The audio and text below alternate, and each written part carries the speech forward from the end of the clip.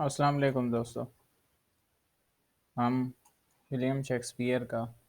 Othello play discuss कर रहे हैं और आज की इस वीडियो में हम एक्ट 4 सीन 2 और एक्ट 4 सीन 3 डिस्कस करेंगे।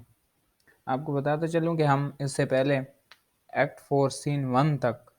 जो है ट्रांसलेशन कंप्लीट कर चुके हैं और जो इससे पहले की तमाम वीडियोस हैं वो इस चैनल में आपको एक प्लेलिस्ट की सूरत में मैंने फ्राहम कर दी हैं। आप वहाँ से अगर अभी ज्वाइन कर रहे हैं हमें तो तरतीब से देख सकते हैं। चलिए तो एक्ट 4 सीन 2 3 स्टार्ट करते हैं हम।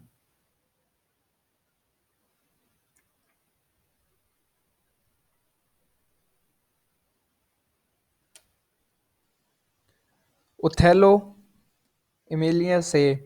डेस्टिमोना के रवैये के बारे में पूछगछ करता है, लेकिन एमिलिया इसरार करती है कि डेस्टिमोना ने कुछ भी मशकूक नहीं किया। यानी जो ओथेलो को शक बिल्ड हो चुका था वो उसके बारे में अब लोगों से जस्टिफिकेशन ले रहा था और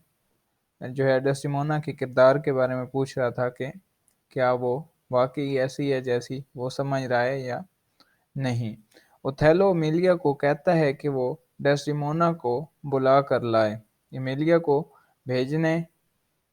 पर वो ये जाहिर करवाना चाहता है कि आया वो बदकिरदार औरत है या नहीं। मतलब ये अब उससे ये पूछना चाहता है या ये जाहिर कर रहा है कि अब मैं उसे ये पूछूंगा कि क्या उसने बदकिरदारी की है या नहीं। जब एमिलिया डेस्टिमोना के साथ लौटती है तो ओथेलो एमिलिया को दरवाजे की हिफाजत के लिए भेजता है। यानी वो उसे बाहर भेज देता है कि आप दरवाजे पे खड़ी हो जाओ, किसी को अंदर ना आने देना। और साथ ही ओथेलो डेस्टिमोना के सामने रोता है और कहता है कि वो इस आलूदा चश्मे के बहाव के अलावा कोई और तकलीफ बर्दाश्त कर सकता है क्योंकि इसमें उसके आने वाले बच्चे बह जाएंगे। यहाँ जो है आलूदा चश्मे से मुराद है कि मतलब ये जो सारा कुछ चल रहा है या ये जो वो बदकिरदारी कर रही है वो ये बर्दाश्त नहीं कर सकता। इसके अलावा वो हर चीज़ या हर तकलीफ़ बर्दाश्त कर लेगा लेकिन उसकी बेवफाई बर्दाश्त नहीं करेगा क्योंकि इसकी वजह से जो है इस शक या इस बदकिरदारी वाले चश्मे में उसके आने वाले बच्चे बह जाएंगे।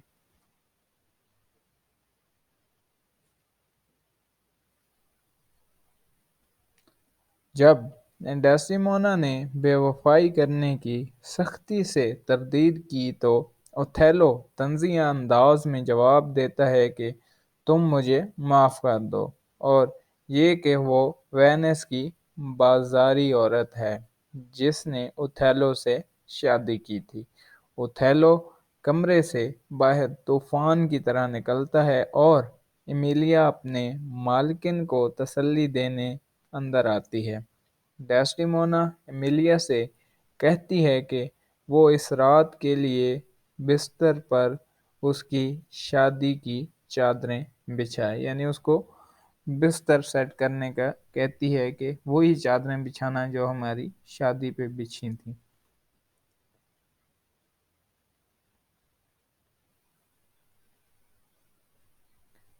डेस्टिमोना की दरख्वास्त पर एमिलिया एयागो को ले आती है और डेस्टिमोना उससे ये जानने की कोशिश करती है कि ओथेलो उससे बुरी औरत की तरह बर्ताव क्यों कर रहा है। एमिलिया अपने शोहर से कहती है कि ओथेलो को किसी न किसी दुश्मन ने धोखा दिया होगा, इस तरह का धोखा जिसने एयागो को ये बोला था कि एमिलिया ओथेलो के साथ सो चुकी है। एयागो फिर डेस्टिमोना को यकीन दिलाता है कि ओथेलो कुछ सरकारी कारोबार की वजह से नाराज़ है। इतने में एक मनादी होती है जिसमें ایمیلیا اور ڈیسڈیمونا کو مینٹین سفیروں کے ساتھ کھانے پر جانے کے لیے بلایا جاتا ہے۔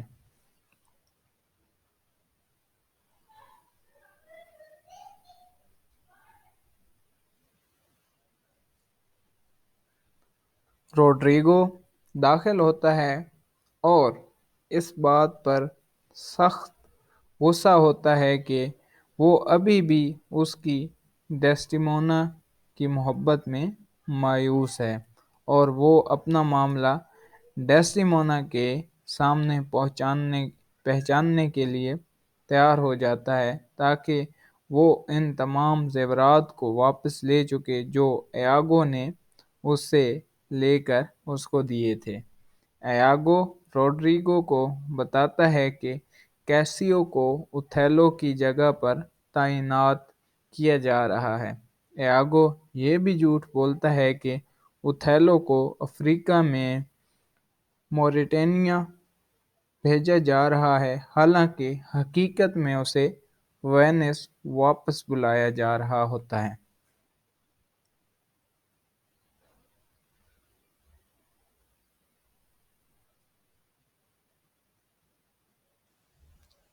اس کے بعد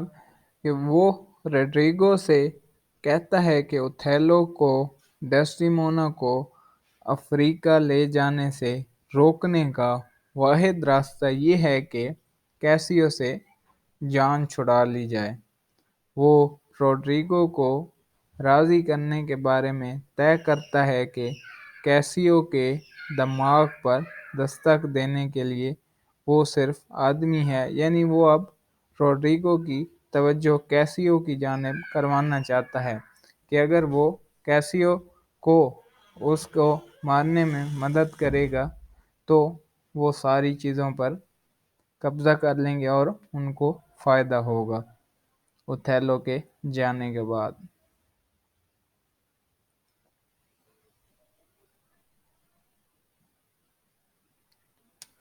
رات کے کھانے کے بعد اوتھیلو لوڈویکو کو ساتھ چلنے کی تجویز پیش کرتا ہے اور ڈیسڈیمونا کو بستر پر بھیج دیتا ہے اور اسے بتاتا ہے کہ وہ جلد ہی اس کے ساتھ ہوگا، یعنی اس کو بھیج دیتا ہے اور اسے کہتا ہے کہ میں جلدی آ رہا ہوں، اور وہ ایمیلیا کو گھر بھیجنے کا کہتا ہے۔ ڈیسڈیمونا بستر کے لیے تیاری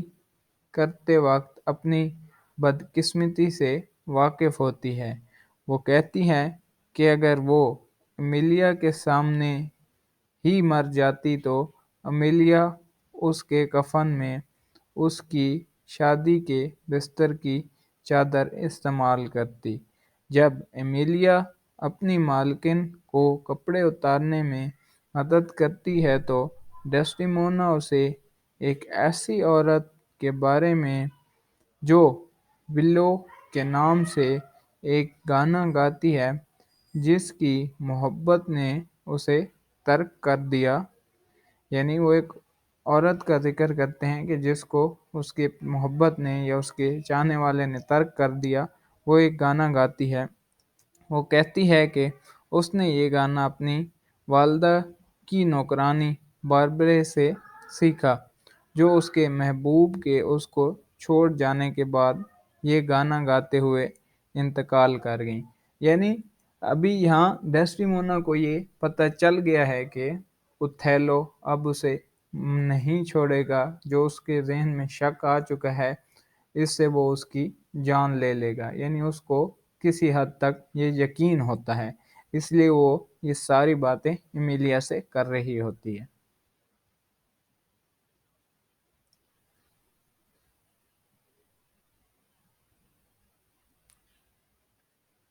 یہ گانا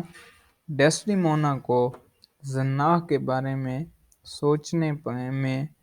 پر مجبور کر دیتا ہے، اور وہ ایمیلیا سے